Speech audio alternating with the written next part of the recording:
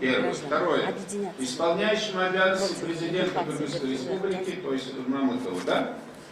Потом пошел текст. Вот. Я потом хочу видеть, вот, что мы предлагаем. Понимаете, ни срока, ничего. Поэтому я хотел бы, вот, пусть идет, как вот последний абзац, мы призываем всех граждан и так далее. Здесь вы основу, о чем мы сегодня говорили. Во-первых, надо, чего мы хотим, да?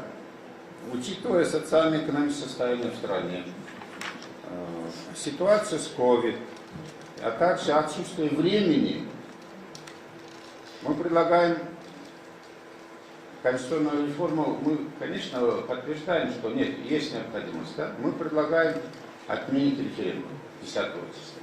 Давайте вот это красной нитью напишем. Второе. Надо по закону, как вы говорите, идти, провести парламентские выборы. Как по закону есть.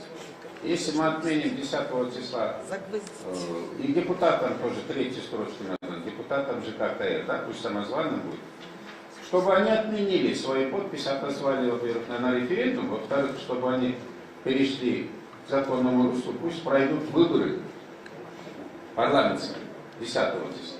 Если нельзя перенести хотя бы на февраль месяц. Лучше было бы в феврале месяц, потому что времени очень мало.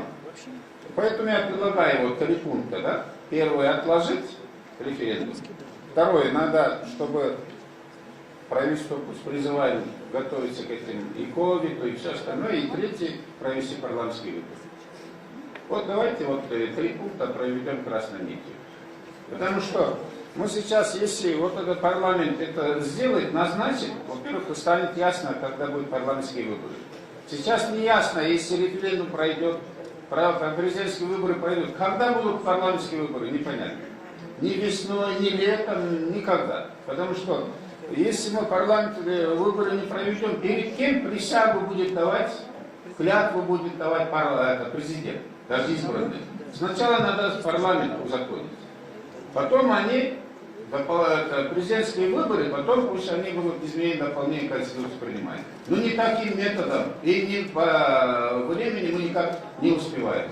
Сформулировку культурно мы с вами можем написать. Но мои предложения вот такого характера. И потом, если к этому не придут, я тогда буду также вместе, как и вы, призывать наш народ, когда другими методами, законными методами пойти их принуждать будет.